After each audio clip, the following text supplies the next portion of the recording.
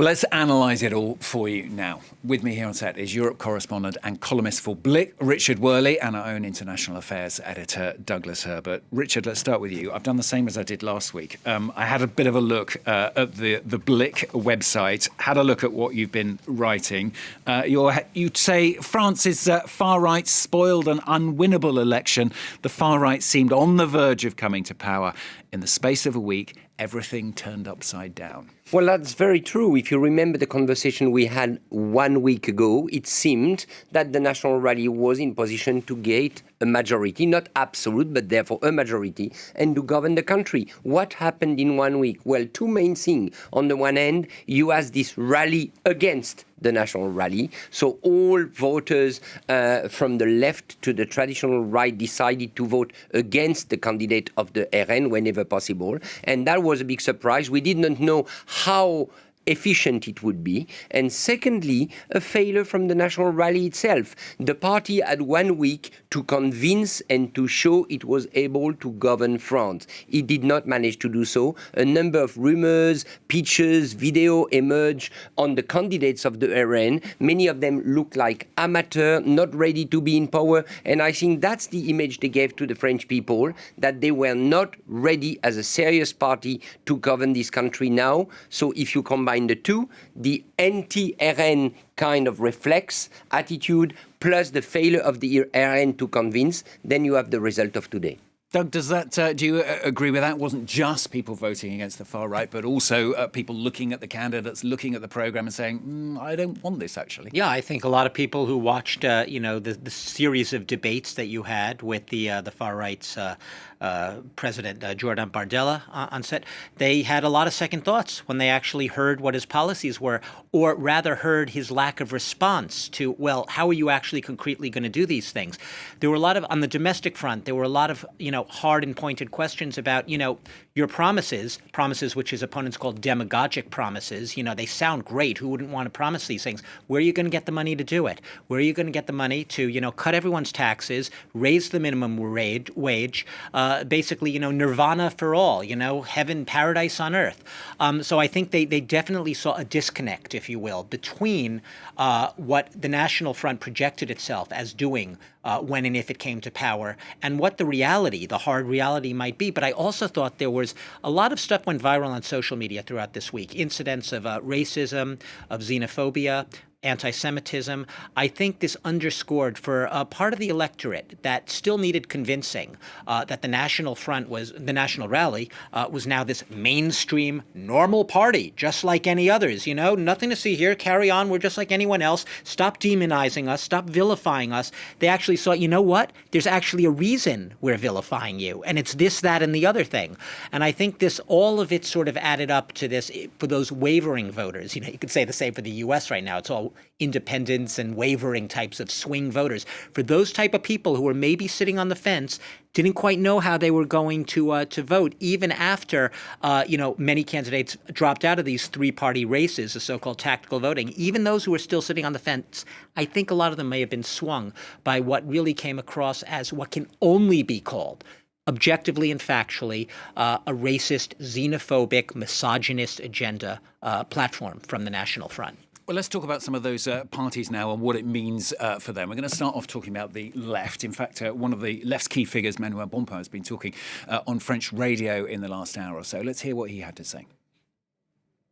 The largest political group in the National Assembly should govern, so the President has the duty to invite a Prime Minister from the new Popular Front to form a government. We'll discuss that. I don't want to get into everything now. The Republican convention, as it has always worked, is the President, after the dissolution of Parliament and an election, turns to the party of the coalition that has the most members of Parliament. De s'adresser effectivement à la formation politique de la coalition qui dispose du plus grand nombre de députés.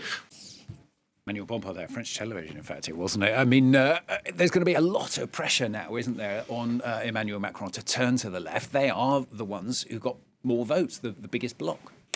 A lot of pressure, but a bit of, I would say, momentum for Emmanuel Macron. As you know, he's leaving on Tuesday for the US for the NATO summit. So the worst situation for him clearly would have been a majority for the National Rally, because he would have been against the wall with a party who is officially against NATO, against Ukraine, against the alliance with the United States. Now he has a bit of reply. He can wait for a while. Today, Gabriel Attal will come to the Élysée Palace, will render his resignation. He has announced yesterday in a speech that looked very presidential, by the way. And Emmanuel Macron has two possibilities. Either he decides to nominate, as of now, someone to try to form a coalition, and that person needs to come from the victorious side, meaning from the left. Or he can wait and see for a while, go to the US, keep Attal in place to run, I would say, normal affairs, current affairs, and look at the situation after the National Assembly opens on the 18th of July, and maybe even wait a bit longer until the beginning of the Olympic Games. You have one details, the French ministers, those who are in place now, who have been elected MPs, for example, Gérald Darmanin, the Minister of Interior, they have 1 month to decide whether they remain as member of government or go back to the National Assembly. So that month may be used by Emmanuel Macron as a moment to calm down, to cool down, and for him, who likes the Jupiterian kind of attitude, I think he'll have to backtrack, to wait, see how it goes, but eventually give the hand to someone from the left to form a coalition and remain what the Constitution say, the referee, the guardian of the institutions. Whatever he does, he's going to be criticised, though, isn't he, Doug? I mean, the left-wing voters who voted for that left bloc are desperately going to want to see their man or woman having that influence there. At the same time, he could do something else. He could just appoint some kind of technocrat government. Caretaker prime minister, and that could even be the more likely option in the near term, at least. Look, there is no love lost, as we have said time and again, between the left, the Nouveau Front Populaire, this new left-wing alliance of parties, and Macron and the centrists. You know, for people on the outside looking in and saying, well, if this were Germany or Italy, wouldn't the centrist presidential bloc and the NFP, this left-wing alliance, wouldn't they all just come together now in an absolute majority, in a coalition that could govern France, that could make it? And the easy answer to that is no. No, for two reasons. One, because their policies are sharply at odds on so many things, from some of the reforms that Macron has tried to push through, retirement reforms, even immigration reforms, minimum wage issues, all of this, they sharply are divided. But also because France itself, and yeah, maybe I'll be eating my shoe next week because I'm totally wrong, France doesn't have this culture of coalition building and culture of compromise, for better or for worse. The Fifth Republic was designed expressly not to encourage or to induce coalition building. It was encouraged to have parties that were able to govern with either an absolute majority or a relative majority, as Macron's bloc has been doing for the past couple of years now. So the reality is that it's going to remain pretty ungovernable. Caretaker government might be the best possible scenario. If you ask me whether I see a centrist coalition coming together, not really. And if it were to happen, it would have to be a coalition coming from the left, at least, stripped of some of its more controversial elements, namely the Jean-Luc Mélenchon bloc, France Unbowed. I don't see them being part of any sort of centrist coalition, namely because Mélenchon himself said he'll have no part of that. It's his policies or nothing. Well, as Richard said, Gabriel... Yeah, exactly. That's very true. As Richard said, Gabriel Attal, the French Prime Minister, did say that he will tender his resignation today. It remains unclear, though, whether the President will accept it, as we said. Let's hear exactly, though, what he did have to say. Fidèle à la tradition républicaine. In line with the Republic's traditions and with my own principles, I will hand in my resignation to the President of the Republic in the morning. In light of tonight's results, with no clear majority, I know that many French people are feeling uncertain about our future. Our country has found itself in a political situation like never before and is preparing to welcome people from across the world in just a few weeks' time. I will continue my duties as long as necessary. It could not be any different in such a crucial moment. Gabriel Attal there. It is it's a big moment for France, isn't it? We've had these snap elections, Richard. We've got the Olympics coming up over the next. The thing with the Olympics is, of course, it's not just the 2.5 weeks of the Olympics, it's the Paralympics as well. It kind of feels like everything might just be put on pause until mid-September, do you think?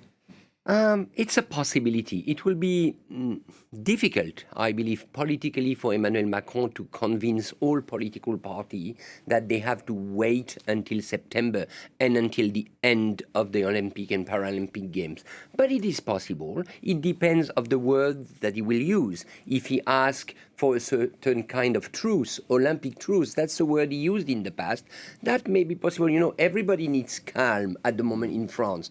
Emmanuel Macron has chosen the most hectic scenario by deciding this snap election. Everybody was in a sprint for the last 3 weeks. Maybe people may want and may be happy to rest, especially in summertime. Now, the big question that remains ahead, if he forms a caretaker government, is what does it mean? So there are two options. Either he maintains Gabriel Attal, and Gabriel Attal is there just to, officially represent the government, but doing nothing until a successor is nominated. Second option is already to choose someone else, not Gabriel Attal, technical person, respected personality, who will either keep this government or form a new government with let's say, a restricted number of ministers, maybe 10 or 12, and giving them a precise idea of the timetable. That's the most important thing. So let's see. At the moment, it's very clear that Emmanuel Macron was in a rush because he thought that the political rush would help him to explode the right and explode the left. He was thinking that this rush would bring people together in his central bloc. He failed. It's not the case. Now, after the sprint, maybe he has to look for the marathon.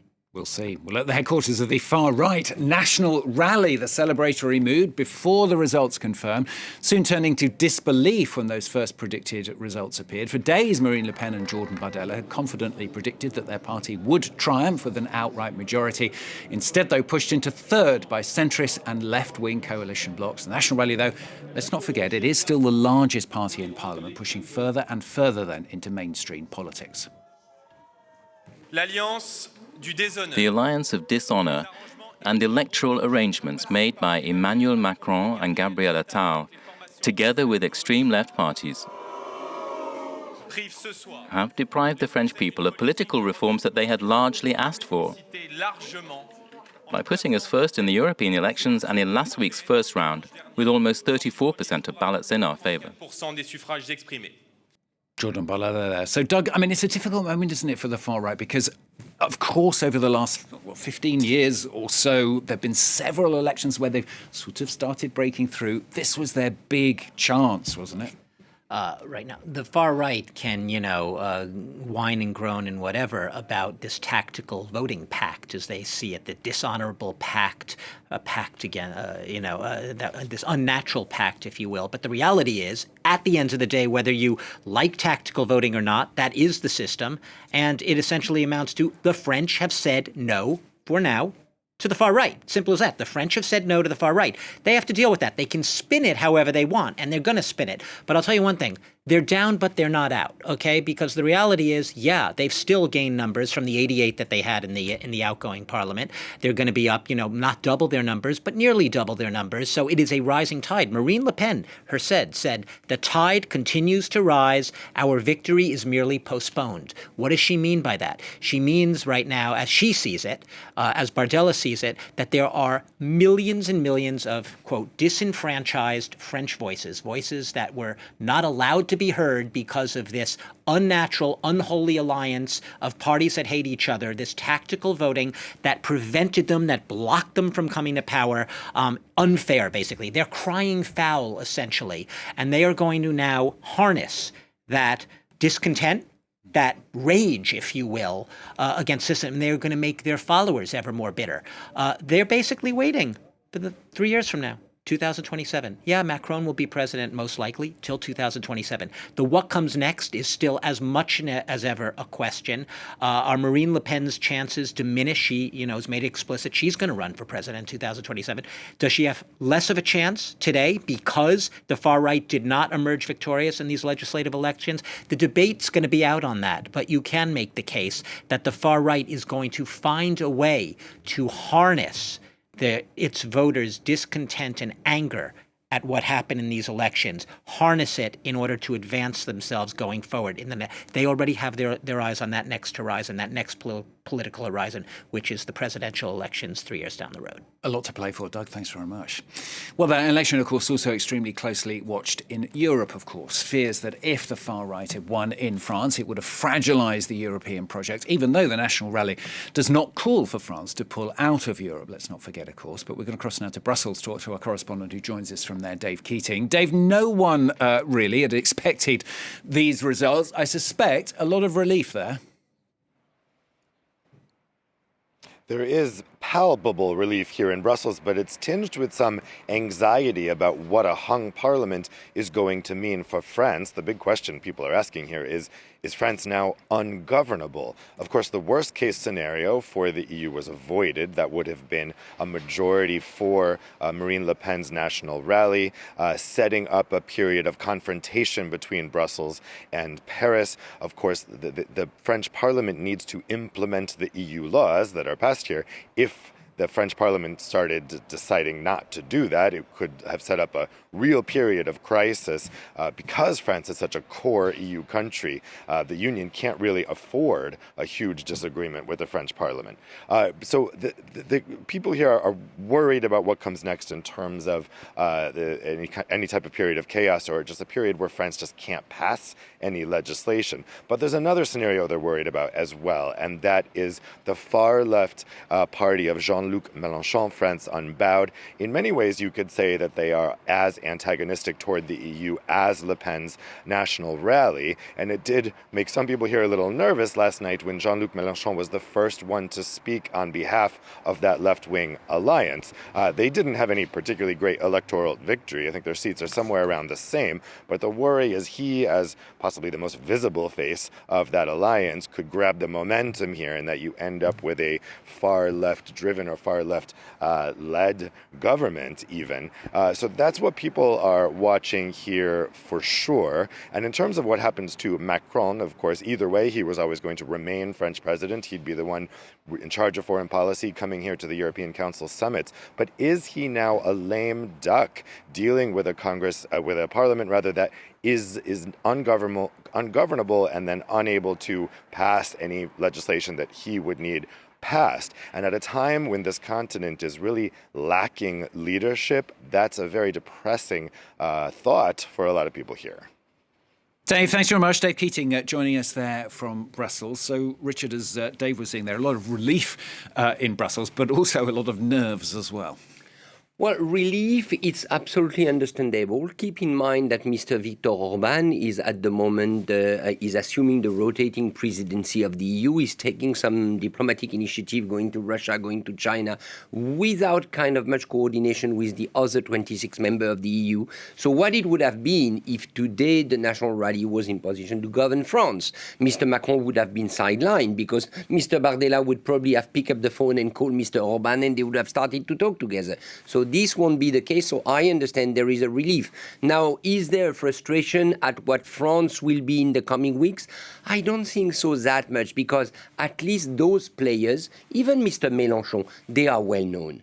Mélenchon is an old politician, veteran politician. He is indeed rejected by a number of people. He is kind of making leaders in Europe afraid. He is very anti-German. But I would not rate Mélenchon as the same danger for Europe as Marine Le Pen. It's a different game. The left is known, the left is mostly pro-European, not ready to confront Europe. So as far as Brussels is concerned, the message from Paris today is keep calm and carry on.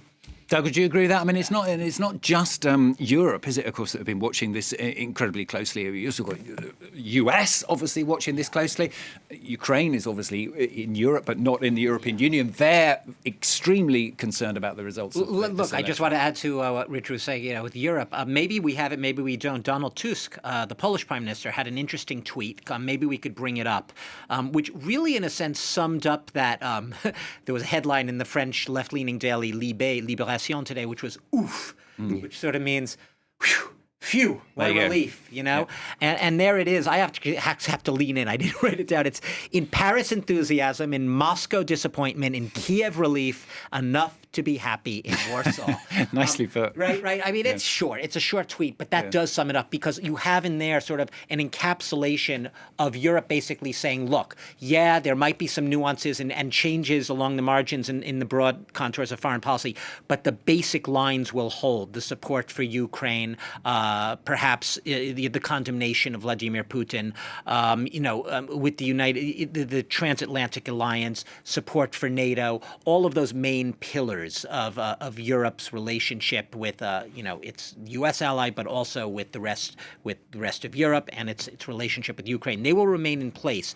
I think you asked me about the United States. To be really honest, right now, very few Americans, they're just tuning into the U.S. election right now, let alone the French election, right? If you ask them what was going on here, 9 out of 10, and that might be charitable, would not really know that anything just happened here. And those who knew maybe vaguely that the far right was coming to power or something.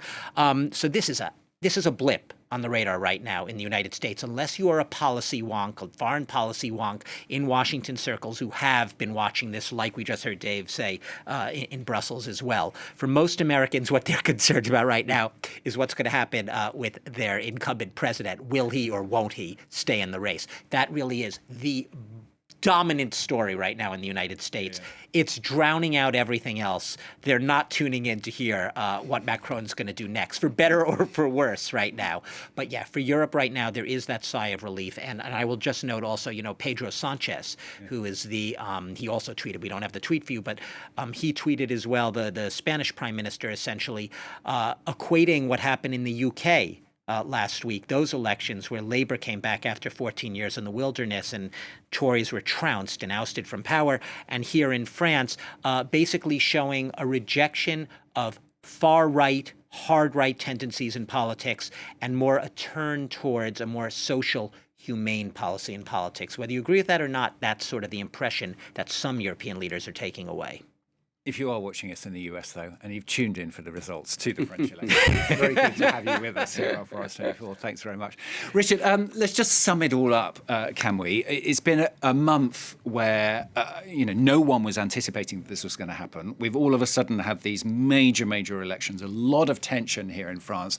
How do you sum it up, and what do you see as the way forward? Well, I will choose one name.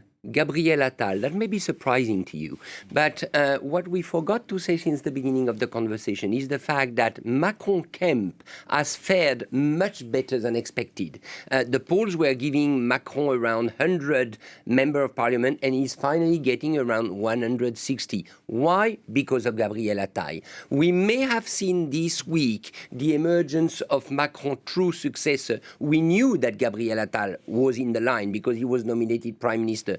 But the way first he has responded to the president, clearly disagreeing on dissolving the National Assembly. Then he has withdrawn for 2 days and decided to stage back a counter-offensive with the presidential coalition. And he won, as far as he is concerned, Gabriel Attal. He did not win the political battle, but he managed to be on the forefront. So I would say the sign of hope for the central camp is Gabriel Attal. Then the second sign of hope is there is a clear message to the left, to the social democratic left.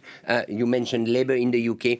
Do your homework. Try to form a coalition. Accept some centrist in that coalition, and a government is possible. So I see two messages of hope, and the fact that the National Rally will not come into power means that France is refusing to close the windows, close the door and say no to Europe, that's also an interesting sign. So all of it, I would say, a sign of hope, but a political blockade still, because three blocs who are not yet willing to govern together or to share power. We've got a recording of that. We'll play it back to you at some point here on France 24, maybe in a few years' time, to see whether you're right or not. Richard, thanks very much, Richard Worley, France and Europe correspondent, columnist for Blick, and Doug Herbert, our international affairs editor here on France 24.